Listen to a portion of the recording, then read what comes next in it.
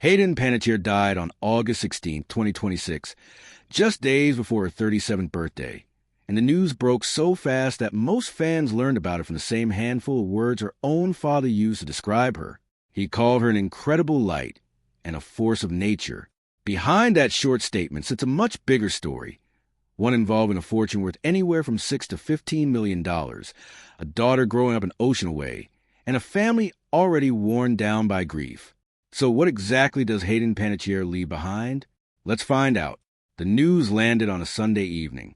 Her representative confirmed to ABC News that Panettiere had died at 36, and her father, Skip Panettiere, released a brief statement calling her an incredible light and a force of nature who brought immeasurable love and joy to everyone who knew her, both personally and to the millions who watched her on screen. He closed by asking for privacy while the family processes what he called an unimaginable loss, a request echoed almost word for word across nearly every major outlet that picked up the story that night. The timing hit particularly hard for anyone who had followed her closely over the past few months. She had spent much of the spring on a genuine press tour, appearing on podcasts and daytime shows to promote her memoir, sounding by most accounts more settled and self-assured than she had in years. That contrast, a woman who seemed to finally be on solid footing dying so suddenly just weeks later, is part why the story spread so fast across platforms that rarely cover the same celebrity news at the same speed. The circumstances remain genuinely unclear. Panettiere and her on-again, off-again boyfriend, actor Brian Hickerson, had reportedly flown from Los Angeles to the southern United States the Saturday before she died, and law enforcement in Greenville, South Carolina, confirmed they had responded to an incident and opened a preliminary investigation. Officials there stated that early findings showed no signs of foul play or suspicious circumstances, though the cause and manner of death had not been made public as this video was being put together. Her publicist, Casey Kitchen, told reporters simply that there was an investigation ongoing, a phrase that has since been repeated across dozens of headlines without much more detail attached to it. There's a strange, quiet detail buried in older court records that connects directly to that South Carolina trip.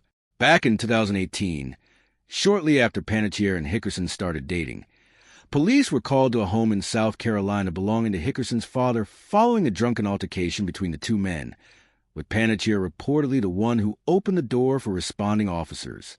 That same state, years later, is where the final chapter of her life unfolded, a coincidence that has not been widely reported but adds an unsettling layer to an already painful story for anyone tracking the couple's history closely.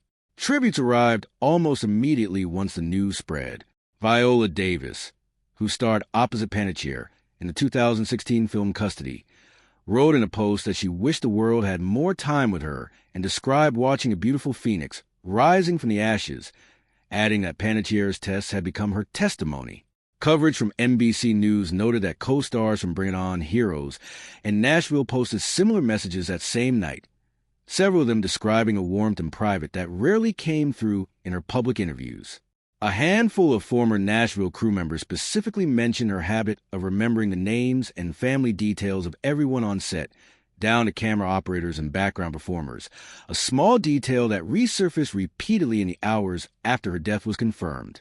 To understand why so many people across so many different corners of pop culture felt that loss so personally, it helps to go back to the very beginning, long before Claire Bennett or Juliet Barnes ever existed, back to a baby being booked for her first commercial before she could even crawl.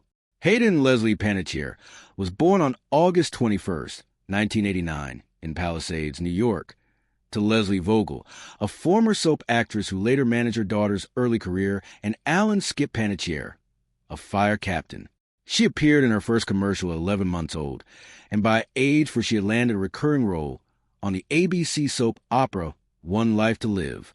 2 years later, she moved to Guiding Light, where her character storyline battling leukemia earned the young actress a special honor from the Leukemia and Lymphoma Society, a detail that rarely makes it into modern tributes, but shaped how early audiences first connected with her.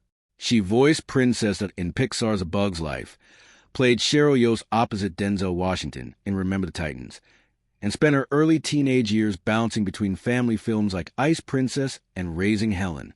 None of it fully prepared audiences for 2006, when a 15-year-old cheerleader who could heal from any wound turned her into a household name almost overnight. Claire Bennett on NBC's Heroes kept her on primetime television for 4 seasons, and the healing cheerleader storyline became so central to the show's marketing that Panettiere's face ended up on more Heroes merchandise than any other cast members, including the actors playing the show's title characters. When the show ended in 2010, she landed the role of Juliet Barnes, a ruthless, talented country star on the ABC musical drama Nashville, earning 2 Golden Globe nominations across a 6-season run that made her one of the most recognizable faces in Music City. Longtime fans of the show have pointed out for years that Juliet Barnes was widely rumored to be loosely inspired by rail country artists of the era. Speculation Panettiere pushed back on directly more than once, insisting the character was not modeled after any single performer, despite the constant online comparisons. She later played Kirby Reed in Scream 4 and reprised the role in Scream 6, narrated audiobooks, voiced Kyrie across the Kingdom Hearts video game franchise, a role that introduced her to an entirely different generation of fans who never watched a single episode of Heroes, and lent her voice to Kate in Alpha and Omega. Her final credited role came earlier this year in the direct-to-video thriller Sleepwalker, a quiet ending to a career that stretched across more than 3 decades and touched nearly every format the entertainment industry had to offer, from daytime soap operas to network prestige drama, to horror franchises to animated video games. Her formal education ended with private tutors starting in 9th grade, a common arrangement for young performers, but one that left her without many of the traditional milestones her peers experienced. After attending South Orangetown Middle School, she left the traditional classroom entirely, and she has said in past interviews that she once considered stepping away from acting for a period to pursue higher education before Heroes made that plan impossible. Her family also has Italian roots along with some English and German ancestry, a background she referenced occasionally in interviews when asked about her surname, which translates roughly to Baker in Italian, and is commonly mispronounced by fans who never quite land on the correct 4-syllable rhythm.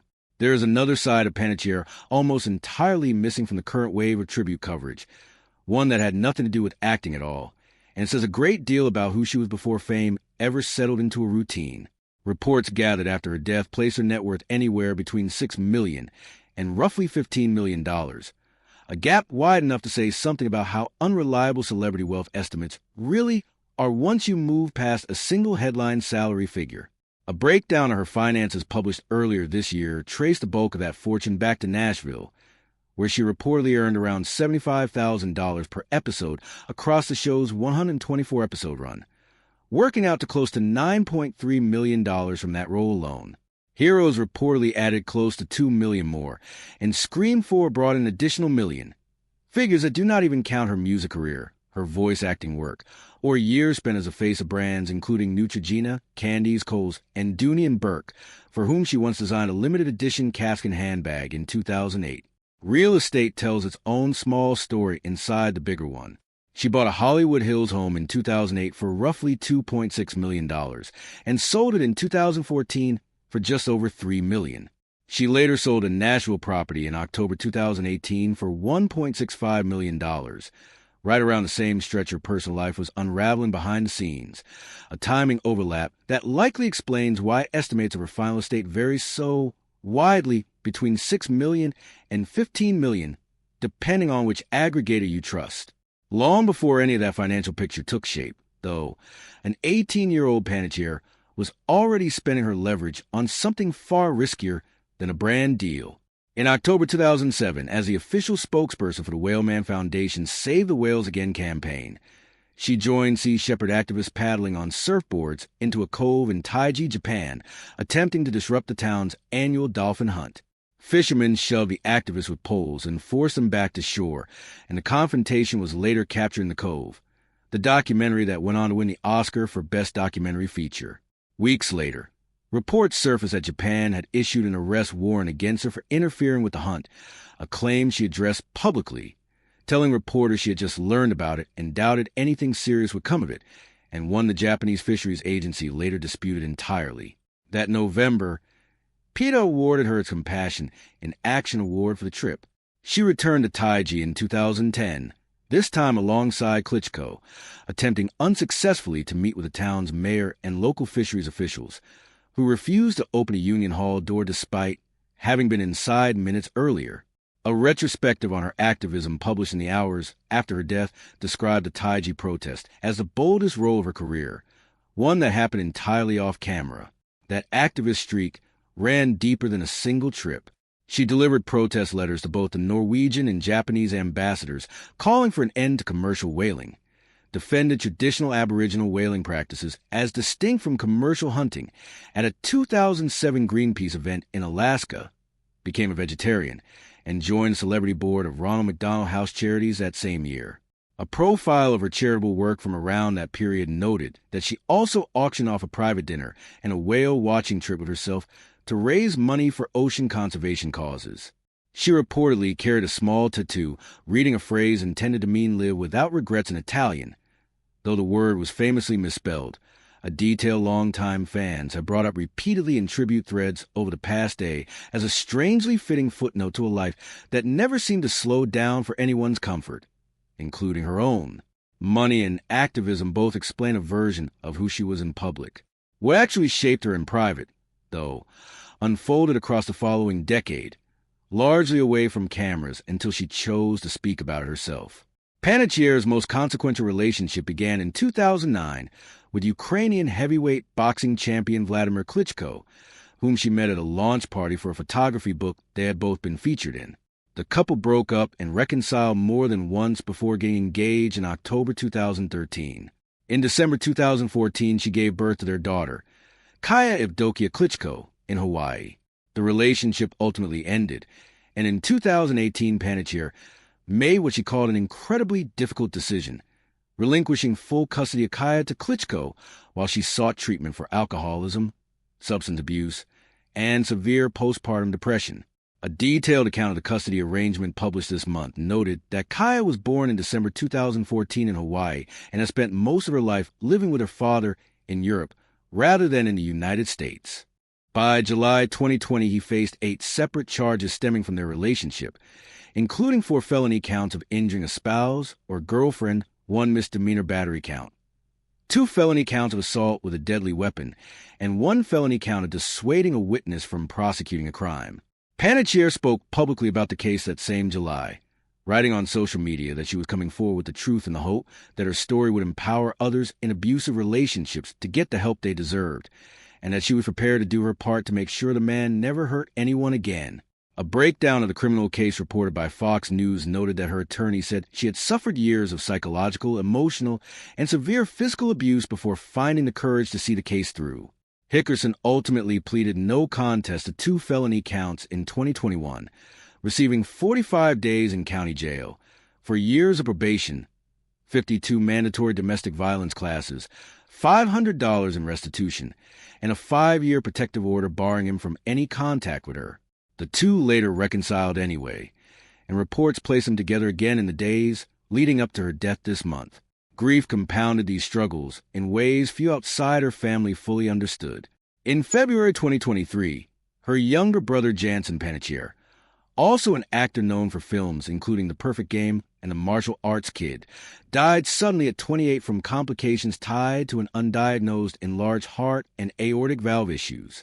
She wrote about that loss in her memoir and spoke about carrying a guilt that never fully lifted, telling an interviewer 3 years later that losing him felt like losing half of herself, and the 2 siblings had remained close throughout their adult lives despite growing up almost entirely inside the entertainment industry. In May 2026, Panettiere released that memoir, This Is Me, A Reckoning, through Grand Central Publishing. Her publisher described it as an intimate look behind closed doors, covering postpartum depression, addiction and recovery, trauma, domestic abuse, and her brother's death in unflinching detail. Fans lined up outside a Manhattan bookstore for the signing that month, many drawn less by nostalgia for Heroes or Nashville and more by a need to hear someone famous describe struggles they recognized in their own lives. What she leaves behind, in the end, is difficult to reduce to a single figure. There is an estate somewhere between $6 and $15 million, depending on which valuation you trust, a body of work spanning more than 3 decades and dozens of film and television credits, a daughter who will grow up hearing her mother's own words rather than secondhand tabloid summaries, and a family already worn down by grief long before this latest loss arrived. She is survived by her daughter Kaya, her mother Leslie Vogel, and her father Skip Panettiere. The same family that buried her younger brother just 3 years earlier, and that is now, once again, asking the public that watched her entire life unfold on screen for the one thing fame rarely grants, a little bit of privacy to grieve. There is also a version of her legacy that has nothing to do with money at all.